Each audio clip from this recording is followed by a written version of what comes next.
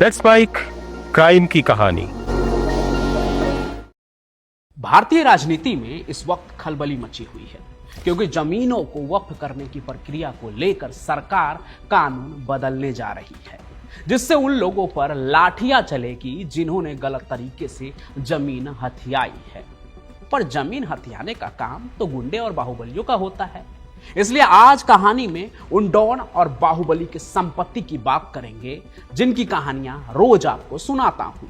बात यह कि जिस दाऊद की कहानी आप रोज सुनते हैं उसके पास कितनी प्रॉपर्टी है, जिसे लोग सिवान के साहब कहते हैं, उन्होंने अपने परिवार के लिए कितने 100 करोड़ की प्रॉपर्टी छोड़ गए इस दुनिया में।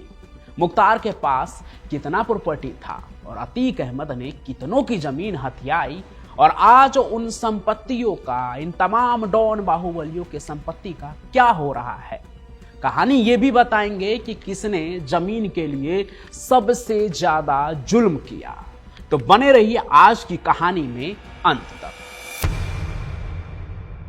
बॉम्बे की गलियों से निकलकर दुबई के आलीशान महलों तक का सफर करने वाले दाऊद इब्राहिम ने सिर्फ हथियार और ड्रग्स के धंधे में ही नहीं बल्कि बेनाम संपत्तियों से भी अपनी बादशाहत कायम रखी।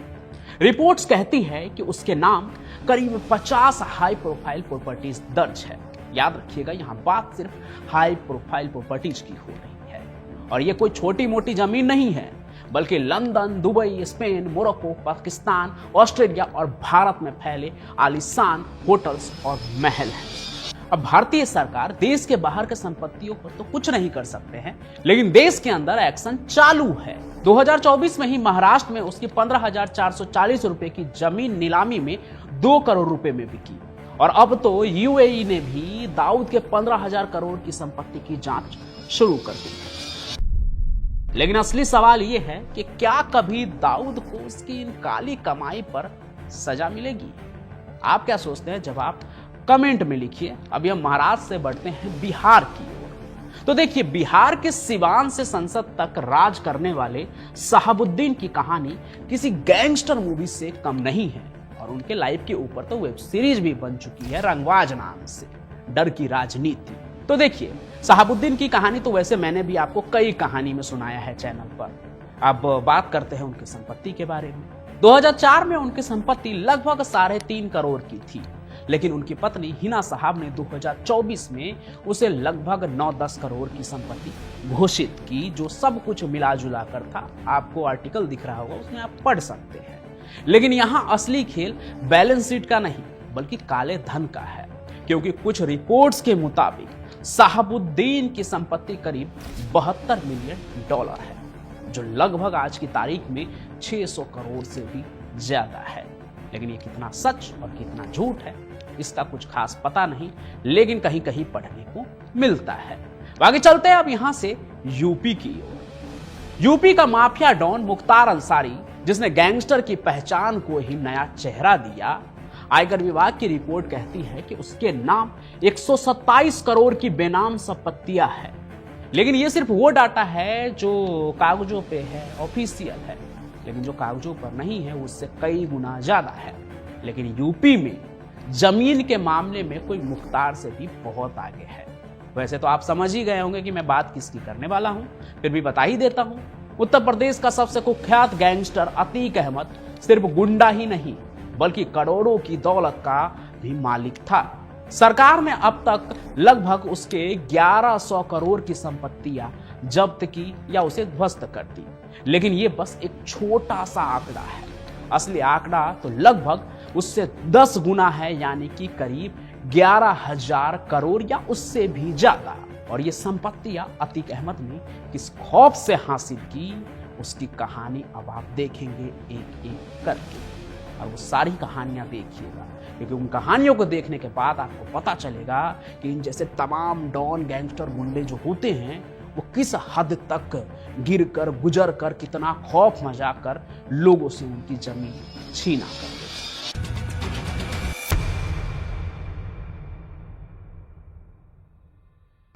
अतीक का नाम उन माफियाओं के नाम में शुमार हो गया है जिसे राजनीति भी नहीं बचा पाई।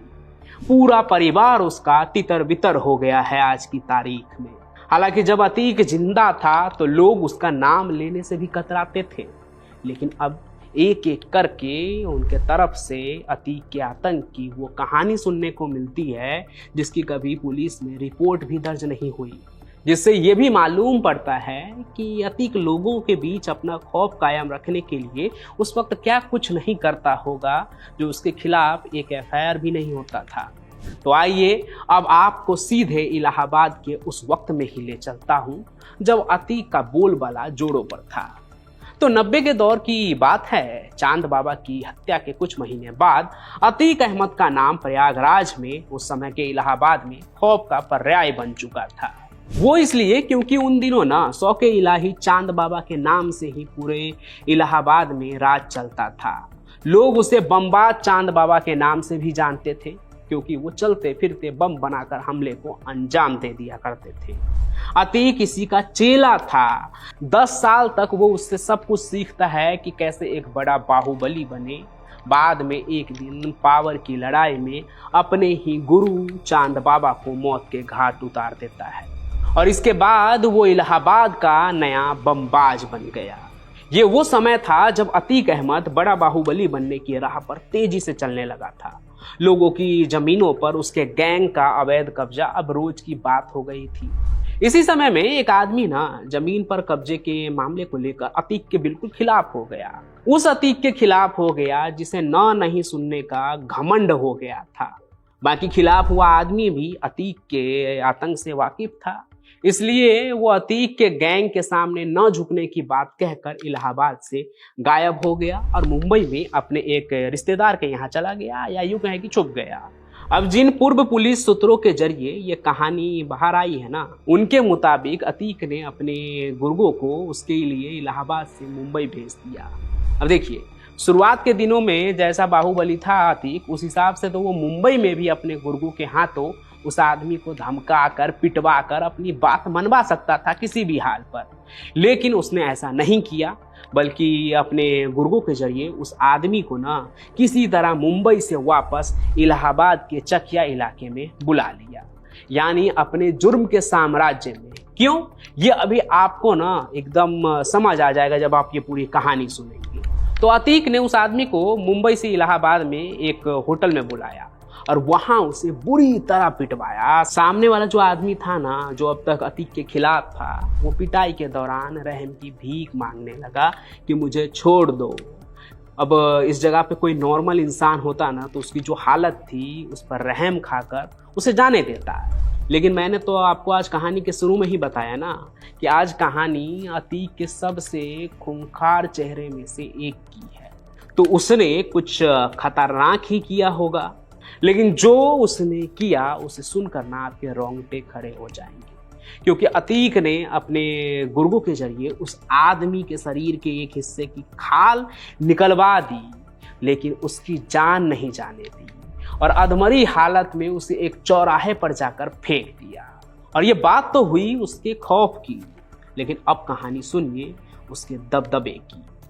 अतीक उस आदमी के साथ ऐसा करने के बाद कहीं भागा नहीं, कहीं छुपा नहीं, बल्कि इतना सब होने के बाद वो आराम से वापस अपने घर पहुंचा।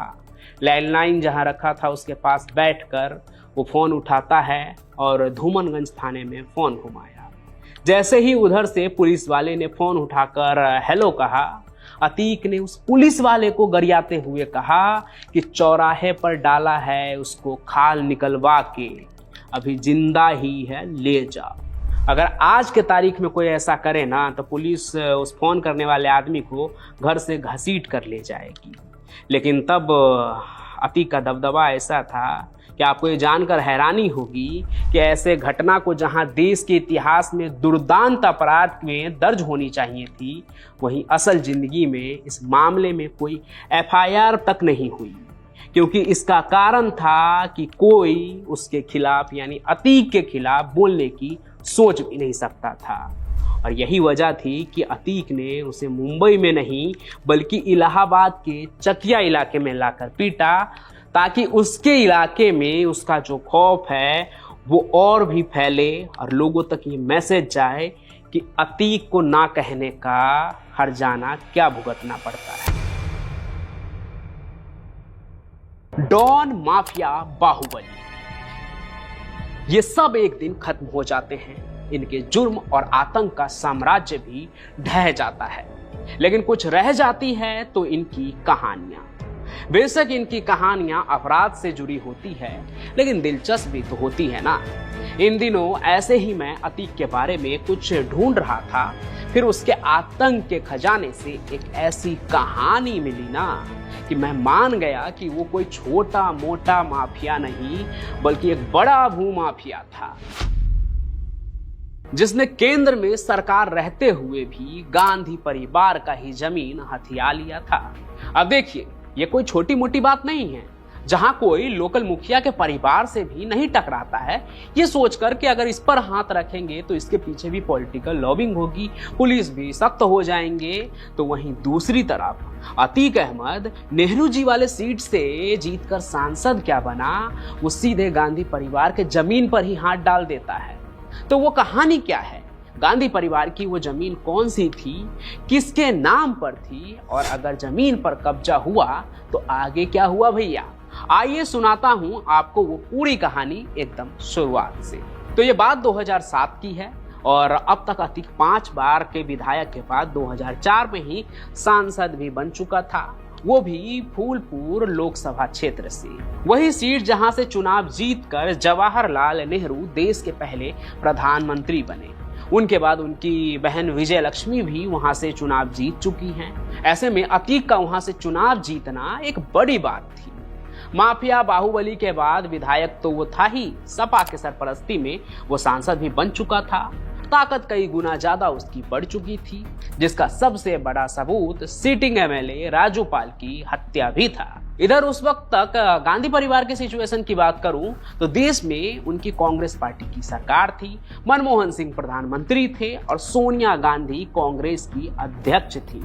अब बात करते हैं कि जमीन कौन सी थी और गांधी परिवार के किस सदस्य की थी। तो देखिए, जहां से मौजूदा गांधी परिवार की शुरुआत हुई थी ना, यानी तत्कालीन प्रधानमंत्री इंदिरा गांधी के पति फिरोज गांधी से, और इनके ही बहनोई के परिवार में एक सदस्य है वीरा गांधी। आज के प्रयागराज में और तब के इलाहाबाद के सिविल लाइंस में उनकी एक प्रॉपर्टी है पैलेस थिएटर नाम से, और इसी पैलेस के पीछे एक और प्रॉपर्टी वीरा गांधी के नाम से भी थी, और ये प्रॉपर्टी काफी कीमती भी थी। तो होता क्या है, इसी प्रॉपर्टी के पास में अतीक ने भी एक जमीन खरीद ली। फिर धीरे धीरे अतीक की माफिया निगाहें वीरा गांधी के प्रॉपर्टी पर भी पड़ने लगी।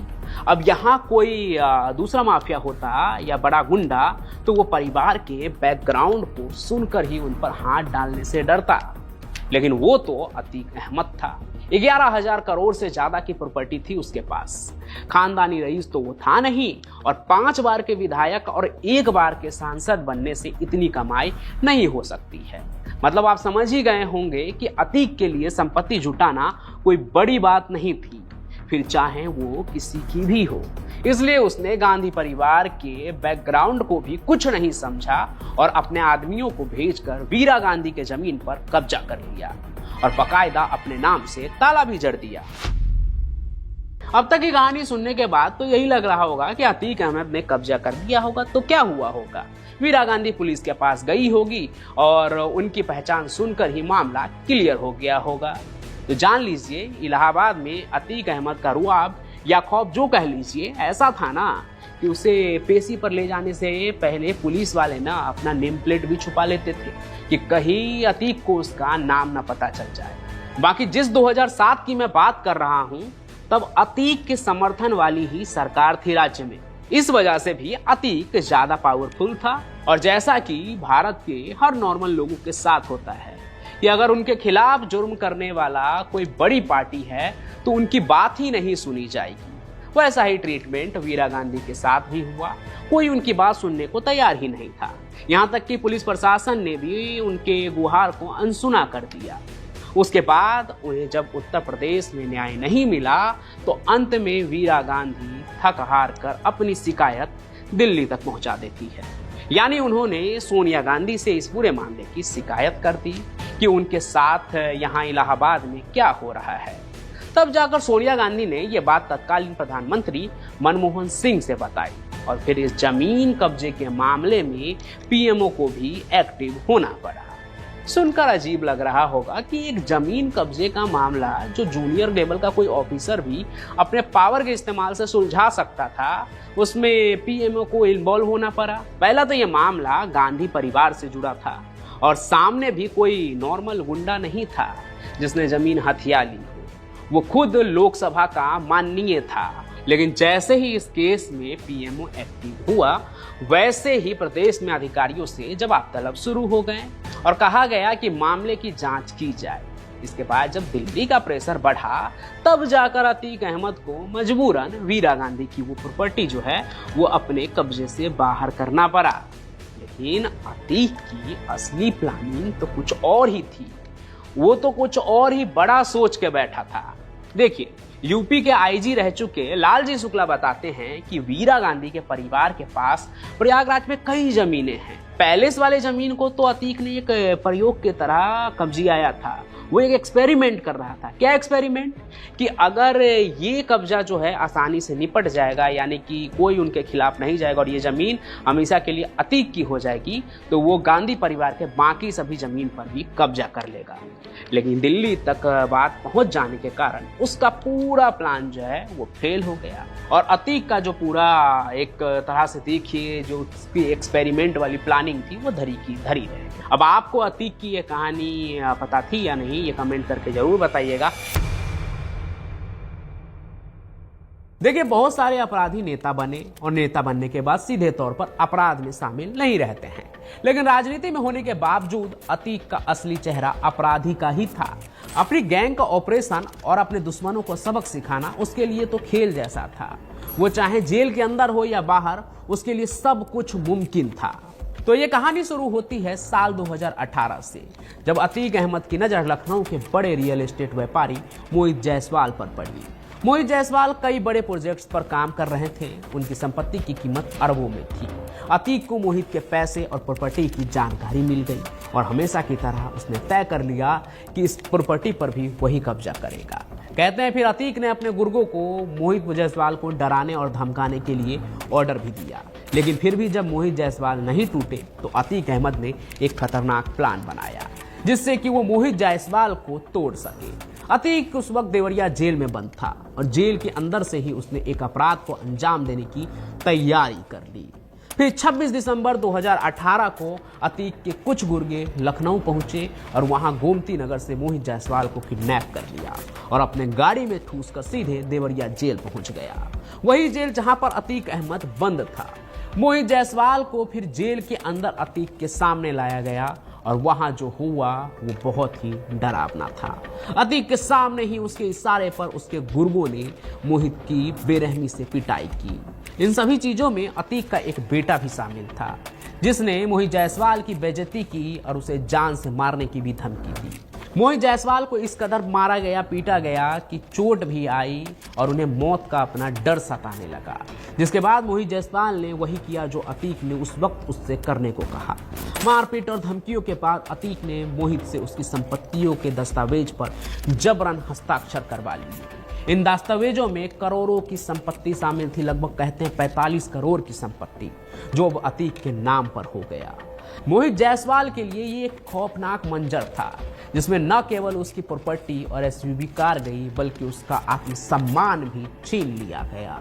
जिसके बाद मोहित जायसवाल ने भी ठान लिया कि अब वो बाहुबली से डरेंगे नहीं बल्कि सामना करेंगे। जेल से बाहर अपनी जान बचाकर आने के बाद मोहित ने हिम्मत नहीं हारी और इस घटना की शिकायत पुलिस में दर्ज कराई और इसके बाद सबूत के रूप में घटना का एक वीडियो भी पेश किया। फिर जैसे ही जेल के अंदर हुए मोहित जायसवाल की किडनैपिंग का मामला सामने आया, वैसे ही पूरे उत्तर प्रदेश में हड़कंप मच गया। मामला इतना गंभीर हो गया कि वो सीधे सुप्रीम कोर्ट तक पहुंच गया। सुप्रीम कोर्ट ने भी तुरंत इस पर संज्ञान लिया और अतीक अहमद को उत्तर प्रदेश के जेल से हटाकर गुजरात के साबरमती जेल में भेजने का आदेश दिया ताकि वो अपने गैंग के साथ संपर्क में ना रहे और अपनी आपराधिक गतिविधियों को जेल से भी जारी न रख सके, क्योंकि किडनैपिंग कर जेल के अंदर पकड़ कर लाना बहुत हैरान कर देने वाली बात थी। न सिर्फ हैरान कर देने वाली बात बल्कि सिस्टम की एक बहुत बड़ी नाकामी भी थी। इसलिए अतीक अहमद पर भी कार्रवाई तेज हुई। लेकिन इस घटना के बाद भी अतीक के लोगों ने मोहित को चुप कराने की कोशिश की। कहा तो जाता है कि शाइस्ता प्रवीण अतीक की बेगम ने एक मीटिंग भी रखी थी और उसमें मोहित जायसवाल को भी बुलाया गया। वहां उसे मनाने की कोशिश भी की गई कि वो केस वापस ले ले, कि ये सब अतीक अहमद करना नहीं चाहते थे, गलती से हो गया, खूब मनाया गया। लेकिन मोहित जायसवाल ने एक ही बात कही, मुझे जेल में लाकर मारा क्यों गया भाभी, मेरी बेइज्जती क्यों की गई। यानी बात सिर्फ किडनैपिंग की नहीं, आत्मसम्मान की थी। इसलिए शायद मोहित जायसवाल अपने स्टैंड पर अड़े रहे और केस से पीछे हटने से इनकार कर दिया। इस मामले में सीबीआई ने जून 2019 में अतीक अहमद के खिलाफ मामला दर्ज किया था, जिसमें अतीक के साथ साथ उसका बेटा उमर भी शामिल था। पहले तो फरार था, लेकिन बाद में जब पकड़ा गया तो अतीक के बेटे उमर को इस मामले में सुनवाई के लिए सीबीआई कोर्ट में ले जाया गया। उमर पर मनी लॉन्ड्रिंग का भी केस लगाया गया था। हालांकि 5 साल बाद पिछले महीने लखनऊ सीबीआई स्पेशल कोर्ट में मनी लॉन्ड्रिंग के मामले में उमर को जमानत मिल गई, लेकिन फिर भी वह जेल में ही रहेगा, क्योंकि उस पर दूसरे कई मामले अभी भी दर्ज है।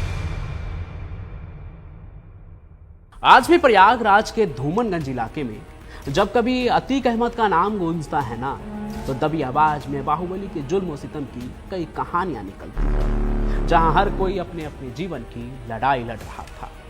वही एक औरत अपने परिवार की पुश्तैनी जमीन और सम्मान बचाने की लड़ाई लड़ रही है। ये कहानी उस औरत की है जो 35 सालों तक माफिया डॉन के खिलाफ खड़ी रही, हर धमकी, हर चोट और हर वार को सहते हुए। उस औरत का परिवार न कभी खुशहाल था। उसके 12 बीघे की उपजाऊ जमीन पर खेती होती थी। खेतों में आम और अमरूद के पेड़ लहलहाते थे। उसके पास बहुत ज्यादा पैसा तो नहीं था, लेकिन परिवार को अपनी जमीन और मेहनत पर गर्व था। लेकिन उस 12 बीघे जमीन पर खेती हो कैसे? उसके लिए एक ट्रैक्टर चाहिए था, जो हर किसी के पास नहीं होता था उस समय इलाके में ना, खेत चाहे किसी का भी हो, इलाहाबाद के धूमनगंज इलाके में, लेकिन खेतों में जुताई जो है ना, जुताई के लिए लाल रंग का एक मशहूर ट्रैक्टर आता था। ये ट्रैक्टर अतीक अहमद के अब्बू फिरोज अहमद का था, जो इलाके में किसानों के कहने पर अपना ट्रैक्टर भाड़े पर भेज देते थे। इसलिए वो अपने 12 बीघे की खेती के लिए भी अतीक के घर से ही ट्रैक्टर मंगवाया करते थे। ये उस वक्त की बात है जब अतीक अहमद जो है ना, विधायक नहीं बने थे, और जहां भी उनके अब्बू का ट्रैक्टर जाता था तो कभी कभी उस जगह पर, खेत पर, वो भी पहुंच जाते थे अपने ट्रैक्टर का रौब दिखाने के लिए। सब कुछ जो है ना नॉर्मल चल रहा था उस वक्त तक। खेतों के जुताई के लिए ट्रैक्टर भी पहुंच रहा था। लेकिन फिर आया साल 1989 का एक दिन, जब उस औरत का पति जो है घर से खेत के लिए तो निकला, लेकिन फिर कभी लौट कर नहीं आया। पति के इंतजार में उस औरत का सुबह से लेकर शाम बीत गया, लेकिन वो लौट कर नहीं आया। आगे कई और दिन बीत गए, लेकिन फिर भी उसकी कोई खबर नहीं आई। गांव के लोगों ने उसकी खोजबीन की, लेकिन नतीजा फिर भी सिफर रहा। पति के गुमशुदा होने का दुख अभी कम नहीं हुआ था कि इसी बीच उस औरत को खबर मिली ना, उसके पति की गैर मौजूदगी में उसकी जमीन बैनामा हो चुका है। ये सुनकर उसके पैरों तले जमीन खिसक गई। एक तो पति का कोई खबर नहीं, और उसका 12 बीघे का जमीन भी हाथ से निकल रहा था। अचानक से उस औरत की दुनिया ना खत्म होने को हो आया। पहले वो दरबदर अपने पति को ढूंढने का गुहार लगा रही थी, और अब अपने जमीन को बचाने के लिए हाथ फैलाए मदद मांग रही थी, क्योंकि पति के बाद अब यही जमीन थी जिससे उसके बच्चों का भविष्य जुड़ा हुआ था। इसलिए वो पुलिस स्टेशन गई, यहाँ तक कि तहसील और कचहरी में भी चक्कर लगाए, लेकिन कोई मदद करने को तैयार नहीं था। इस वक्त तक अतीक अहमद जो है ना, वो अपने गुरु चांद बाबा को दगा देकर विधायक भी बन चुके थे, लेकिन अभी भी उस महिला को अतीक पर थोड़ा भी शक नहीं हुआ था, ना ही तो जमीन के मामले को लेकर और ना ही पति के गुमशुदगी के लिए। उस समय तो उसके लिए भी अतीक अहमद वो विधायक था जिसे वो अपना नेता मानती थी। अब देखिए, इस कहानी में मैं कहीं और आगे बढ़ूं। अगर आप मेरी कहानियों को पसंद करते हैं और मुझसे जुड़े रहना चाहते हैं, आप चाहते हैं कि आप तक हमारे चैनल से जुड़ी हर अपडेट पहुंचे, तो अभी आप जाकर हमारे साथ व्हाट्सएप ग्रुप और टेलीग्राम ग्रुप में जुड़ जाइए। लिंक आपको डिस्क्रिप्शन में मिल जाएगा, और साथ ही साथ यहाँ पर जो आपको स्कैन कोड दिख रहा होगा, उसे भी स्कैन करके आप हमसे जुड़ सकते हैं। तो वापस लौटते हैं उस कहानी पर जो उस औरत के जुल्म सितम से जुड़ा हुआ है। तो जिस औरत का पति गुमशुदा हो गया था, उसके हाथ से उसके 12 बीघा जमीन भी छीन रहा था, उसी औरत के पास अतीक के कुछ लोग पहुंचे, हट्टे कट्टे मुस्टंडे टाइप, और बोले कि चलो विधायक साहब तुमको बुलाए हैं। औरत को समझ नहीं आ रहा था कि आखिर विधायक ने उसे क्यों बुलाया है। खैर उसने सोचा कि चलो कुछ मदद ही मिल जाए, वैसे भी वो दरबदर ठोकर खा ही रही है। और वो अतीक की अदालत में वहाँ पहुँच गई विधायक के सामने। तो जब वो वहाँ अतीक के पास पहुँची तो अतीक ने उससे कहा, खुद अतीक ने, कि तुम्हारा पति हमारा खास आदमी था, अब वो नहीं है तो उसकी जिम्मेदारी हमारी है। तुम ऐसा करो कि अपना जो भी ज़मीन है वो हमको दे दो और आराम से घर में बैठ जाओ, तुम्हारे परिवार का ख्याल हम रखेंगे। औरत ने जैसे ही अतीक के मुंह से ये सब बात सुनी, अचानक से उसके दिमाग में पीछे हुए घटना का एक फिल्म दौड़ गया। रील की तरह उसे सब कुछ समझ आने लगा कि उसके साथ क्या क्या हो रहा है, और इसके पीछे कोई और नहीं बल्कि उसके सामने बैठा वो विधायक है। उसे समझ आ गया कि हो ना हो पति के गायब होने के पीछे और जमीन का जो हेरा फेरी चल रहा है उस सब के पीछे अतीक अहमद ही है। धीरे धीरे बातचीत में सच्चाई भी सामने आने लगी और पता चला कि बैनामे कागजात में जो गड़बड़ी थी उसमें इलाके के लेखपाल मानिक चंद श्रीवास्तव का ही हाथ था।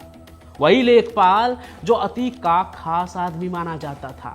इसलिए जब सच्चाई आंखों के सामने थी तो उसने सीधे सीधे अतीक को जमीन देने से मना कर दिया। उसने कहा, यह जमीन मेरी और मेरे बच्चों की है, इसे मैं किसी को भी किसी भी कीमत पर नहीं दूंगी। बाहुबली अब विधायक हो चुके थे, ना सुनना उन्हें बिल्कुल भी पसंद नहीं था। और यहाँ पे एक औरत ने विधायक के मुंह पर उनको मना कर दिया, तो समझिए कि उनका ईगो कहाँ पहुंचा होगा। बाहुबली वहीं सबके सामने गुस्से में लाल हो गए और बोले, अगर जमीन नहीं दी तो तुम्हें और तुम्हारे बच्चे को ऐसे गायब कर देंगे ना कि कोई पता भी नहीं लगा पाएगा, ठीक वैसे ही जैसे तुम्हारे पति को किए थे। अब मान जाओ, नहीं तो मुर्गे की तरह हलाल कर देंगे सब। देखिए ये उस दौर की बात है ना जब अतीक के एक आवाज से लोग थर थर कांपने लगते थे। लेकिन अतीक की इन तमाम धमकी के बाद भी वो औरत उसके सामने झुकी नहीं। उसने फैसला किया कि चाहे कुछ भी हो जाए वो अपनी जमीन को अतीक से बचा के रखेगी। लेकिन ये फैसला उसकी जिंदगी को और मुश्किलों में डालने वाला था, क्योंकि उसने जिसे मना किया था उसका सिक्का सिर्फ धूमनगंज इलाके में नहीं बल्कि पूरे इलाहाबाद में चलता था। फिर क्या, आगे उस औरत ने 1 या 2 नहीं 7 बड़े हमले झेले। कई बार अतीक के गुर्गे उसके घर में घुसकर मारपीट करते हैं, उसके परिवार को डराने धमकाने की हर संभव कोशिश करते हैं, जिसके बाद 1991 में पहली बार अतीक के खिलाफ FIR दर्ज करवाई गई। ये कदम एक साहसी कदम था, लेकिन पुलिस ने मामले को यह कहकर बंद कर दिया कि आरोप ही निराधार है, विधायक ही तो एकदम क्लीन है। पर असल में ये सब कुछ अतीक के खौफ का नतीजा था, जिसके आगे पुलिस क्या जज भी डर जाते थे। आगे 2005 में जब जांच आगे बढ़ी तो तहसीलदार के फर्जीवाड़े का खुलासा हुआ। पता चला कि अतीक ने अपने रसूख का इस्तेमाल करके जमीन के दस्तावेज में हेर फेर करवाया था, लेकिन फिर भी कोई कार्रवाई नहीं हुई। सरकार बदलती रही, लेकिन अतीक के बाहुबल के आगे उस औरत का केस जस के तस रहा। न वो हार मानने को तैयार थी और ना ही अतीक धमकाने से रुक रहा था। फिर साल 2016 में तो अतीक के गुर्गों ने उसके घर के बाहर उसके बेटे पर ही जानलेवा हमला कर दिया। बेटे को गोली लगी और वो अस्पताल में जिंदगी और मौत के बीच झूलता रहा। और सिर्फ बेटा ही नहीं बल्कि घर के एक और सदस्य को करंट देकर खूब प्रताड़ित किया गया, यहाँ तक कि बाद में उसकी जान भी चली गई। ये आदमी उस औरत का अपना भाई था, जिसे अपने बहन के विवाद में अपनी जान देनी पड़ी। इन तमाम जुल्म सितम के बाद जब वो अस्पताल में भर्ती थे, इस दौरान भी अस्पताल में अतीक के आदमियों ने धमकियां देना बंद नहीं किया कि अगर बात नहीं मानी तो अस्पताल में ही मार देंगे, जैसे परिवार को वहां से भी भागना पड़ा। आप समझ रहे हैं कि एक जमीन के लिए अतीक अहमद ने एक पूरे परिवार को तबाह कर दिया। वो दर बदर भाग रहे थे, घूम रहे थे, कोई उनका सुनने वाला नहीं था। ऐसा प्रकोप था उस समय उस बाहुबली का। आगे आलम यहाँ तक आ गया कि उस औरत ने अपने परिवार की सुरक्षा में कानूनी तौर पर हथियार उठाने को भी ठान लिया। दरअसल उस औरत ने अतीक से परेशान होकर जिला प्रशासन से एक बार लाइसेंसी बंदूक भी मांगा। बंदूक का लाइसेंस वो मांगने लगी कि वो अपने और अपने परिवार की सुरक्षा कर सके। मतलब एक आम आदमी आप समझ रहे हैं, इतना परेशान हो गया था बाहुबली के जुल्म सितम से कि उसने ठान लिया कि आप मुझे इजाज़त दीजिए, मैं अपने पास हथियार रखूँगी ताकि अपने और अपने परिवार की सुरक्षा कर सकूँ। लेकिन उसकी ये मांग भी अनसुनी रही, इजाज़त उसे नहीं मिली हथियार रखने की। इधर अतीक ने उसकी ज़मीन पर कब्जा करके करीब 200 लोगों को वहाँ पर उस औरत के ज़मीन पर बसा दिया अवैध तरीके से। औने पौने दाम पर उसके ज़मीन भी बेच दी गई। लेकिन इन सब के बावजूद वो औरत टूटी नहीं। उसने हर धमकी, हर हमला और हर दर्द को सहा, अपनी लड़ाई को जारी रखा। लगभग 35 साल गुजर गए। वो अतीक से जीत तो नहीं पाई, लेकिन उसके कत्ल के बाद, यानी अतीक का जो कत्ल हुआ था, उसके बाद उसे राहत मिला इस बात से कि अब उसे और उसके परिवार को कोई और परेशान नहीं करेगा। 35 साल से उन्हें न्याय नहीं मिला, लेकिन कानून में उम्मीद अब भी उनकी बाकी है। लगभग 2 साल पहले जब मैं उन्हें एक इंटरव्यू में देख रहा था, और भी हाल फिलहाल के दिनों में भी मैंने उस इंटरव्यू को देखा, अचानक से वो इंटरव्यू मेरे सामने आ गया और मैंने सुना उनके 35 साल के दुख दर्द को और उस संघर्ष को भी समझा। इसके बाद भी वो पता है क्या गुहार लगा रही थी कि बाबा अब सब ठीक कर देंगे, यानी कि प्रदेश के जो मुख्यमंत्री हैं योगी जी, वो अब सब ठीक कर देंगे। योगी आदित्यनाथ के आने के बाद माफियाओं के राज को चोट तो लगी है, लेकिन उन लोगों का क्या जो आज भी अपने हक के लिए लड़ाई लड़ रहे हैं। उनकी ज़िंदगी बीती जा रही है, लेकिन उन्हें न्याय नहीं मिल रहा है। आज की कहानी में मैंने सिर्फ एक औरत की कहानी बताई है, जिससे अतीक अहमद ने सिर्फ 12 बीघा ज़मीन हड़पा था, लेकिन असल में तो उसने कई 100 एकड़ ज़मीन हड़पे थे। और ऐसी ना जाने कितनी ही कहानी होगी, हो सकता है कि कई कहानी तो आपके आसपास भी हो। और अगर प्रयागराज से हैं आप तो कमेंट कीजिए। आज जिस औरत की कहानी मैंने सुनाई है वो कौन है, उसका भी नाम मैंने नहीं बताया है। ये सवाल मैं आपके लिए छोड़ के जा रहा हूँ। कौन है वो औरत? क्या उसे न्याय मिला? अगर नहीं तो इस पर आपका क्या कहना है? क्योंकि सबसे ज़रूरी अगर कुछ है तो वो आपकी आवाज़, आप क्या सोचते हैं। और मुझे पता है कि प्रयागराज से जो लोग होंगे जो अतीक अहमद और उनके जुल्म सितम को जानते हैं, उनकी कहानियाँ सुने होंगे, वो पहचान गए होंगे कि आज जो मैंने कहानी सुनाई वो किस औरत की है। बस जवाब मैं आपसे चाहता हूँ। इसलिए अगर अतीक अहमद के आतंकी कहानी, अगर कोई भी कैसी भी कहानी आपके पास है तो आप मुझे कमेंट में ज़रूर लिखिएगा। #अतीक टेरर के साथ आप उस इंसिडेंट को कमेंट में लिखिए। बाकी हम आपके रिस्पॉन्स पर आगे एक और कहानी लेकर आएंगे, और वो आप जो तमाम कहानियाँ भेजेंगे ना कमेंट के जरिए, उसे जोड़ते हुए एक नई कहानी लेकर आपके सामने आएंगे और उस पर भी बातचीत करेंगे, कभी लाइव आकर भी उस पर डिस्कस करेंगे। तो आप कमेंट जरूर कीजिएगा। बाकी आज की इस कहानी को आप लाइक करें ना करें आपकी मर्जी, लेकिन शेयर जरूर कीजिएगा। साथ ही साथ इस चैनल को सब्सक्राइब भी कीजिए, ताकि ऐसी कहानी जब भी मैं लेकर आऊँ तो आप तक उसका नोटिफिकेशन पहुँचे। और मैं पंचम प्रकाश यूँ कहानियाँ लेकर आता रहूँगा। तब तक के लिए आपका बहुत बहुत धन्यवाद।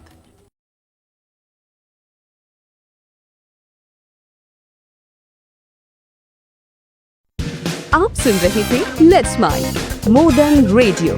फॉलो कीजिए हमें हमारे सोशल मीडिया प्लेटफॉर्म्स पर। Marketing strategies, corporate stories, brand building ideas, marketing case studies और इनोवेशन एक अलग पर्सपेक्टिव से, जो आपने कभी नहीं सुना होगा। Let's mic more than radio लेकर आ रहे हैं एक ऐसा ही unique show for all marketing aspirants, professionals, startups and entrepreneurs every Saturday at 11 a.m. The Marketing Show with Dr. Shekhar Trivedi, streaming exclusively on Let's Mic app and YouTube channel. इसे radio पे सुनने के लिए download करें Let's Mic app और visit www.letsmic.com। Let's Mic अब खबरें radio app पे। ये है मोर देन रेडियो।